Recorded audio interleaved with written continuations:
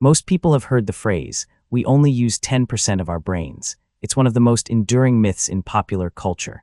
But in reality, neuroscience shows we use virtually every part of our brain throughout the day. Brain scans like functional MRI and PET imaging have confirmed that even when we're resting or doing something simple, multiple brain regions are active. The myth likely came from a misunderstanding of early 20th century research, where scientists observed that not every neuron fires simultaneously. But firing all neurons at once isn't the same as using all your brain. In fact, if all neurons fired together, it would cause a seizure.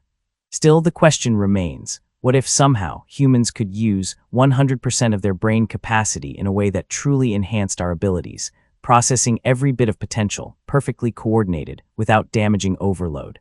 First, we have to define what that means. In neuroscience, capacity isn't just about neuron activation, it's about how efficiently neurons connect, communicate, and adapt. The brain has about 86 billion neurons, each with up to 10,000 synaptic connections, meaning there could be more than 100 trillion synapses in total. If we could optimize every connection and every process, the limits of human intelligence, memory, and creativity might change dramatically. Let's look at memory. The average human brain storage capacity is estimated at around 2.5 petabytes, roughly equivalent to 3 million hours of TV shows. But in practice, we can't access or perfectly store all that information.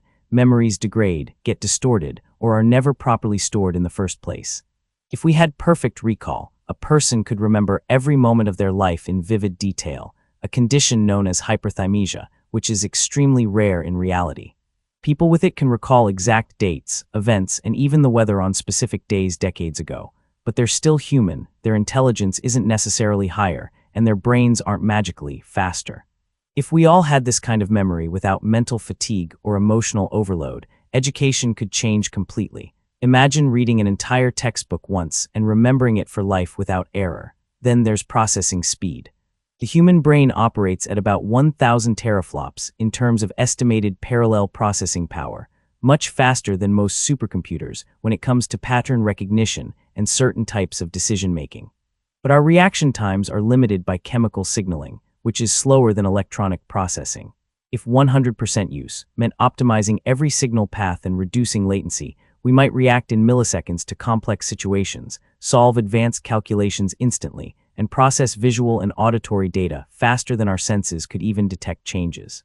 Language could transform. The average person speaks at about 125–150 words per minute.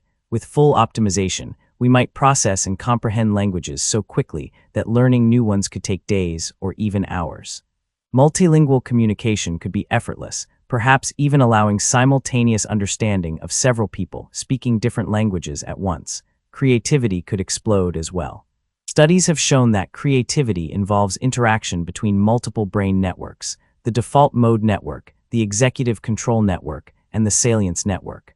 Using 100% of our brain might mean these networks operate at peak harmony, making innovative thinking constant. We could invent, compose, and design at a level that would make current geniuses seem average.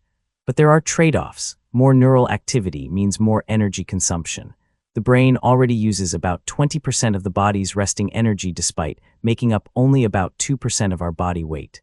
If every neuron were constantly active and optimized, our caloric needs could double or triple. We might need to consume several times more food, or we'd risk severe fatigue. Evolution likely balanced brain energy needs with survival efficiency. There's also the issue of sensory overload. In our current state, the brain filters out most sensory information. You don't notice every sound, smell, or visual detail because your brain actively ignores what it deems irrelevant. If we removed those filters, our awareness could become unbearable. You'd hear the faintest hum of electronics, see microscopic dust particles in the air, feel every change in air pressure on your skin. Some individuals with autism already experience forms of sensory hypersensitivity. Full sensory input for everyone could be overwhelming without new coping mechanisms. Emotion regulation would also be tested. Our emotions are tightly linked to the limbic system and prefrontal cortex, which help us weigh decisions and control impulses. If emotional processing was fully maximized, we might feel emotions more intensely: joy, sadness, fear, and that could make decision-making either richer or dangerously unstable. Human society thrives partly because we can moderate emotion with reason. A brain in constant hyperdrive might have trouble striking that balance. We might also hit a physical ceiling. Neurons need time to recover between signals, called refractory periods. No matter how efficient the brain becomes, biological limits exist. Evolution has already fine-tuned our brains for a balance between speed, accuracy, and endurance. To truly exceed that, we might need to augment our brains with synthetic biology or brain-computer interfaces.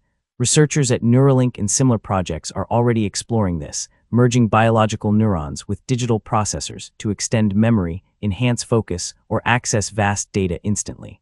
Now, let's consider the timeline for any real advances in unlocking more brain potential. Currently, no known method allows humans to simply activate more of their brain at once. Instead, cognitive enhancement is happening gradually through technology and lifestyle.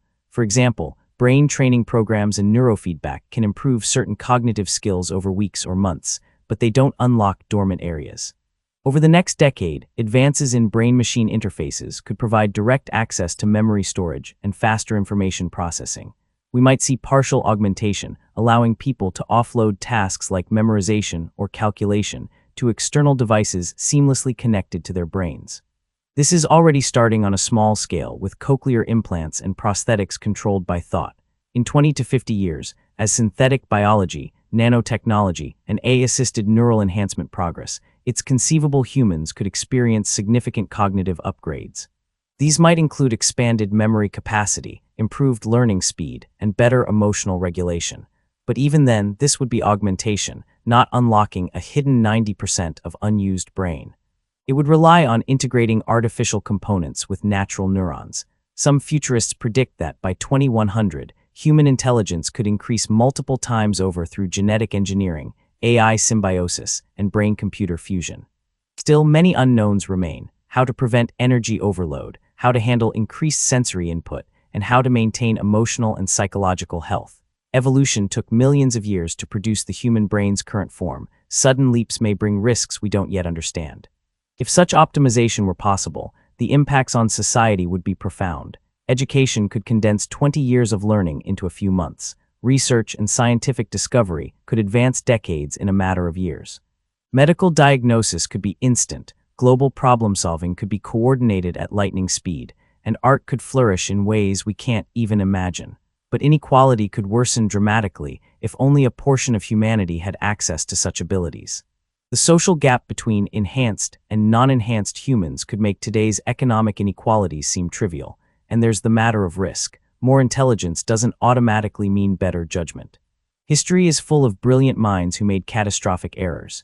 If humans suddenly had near-infinite mental capabilities, the scale of mistakes could also rise.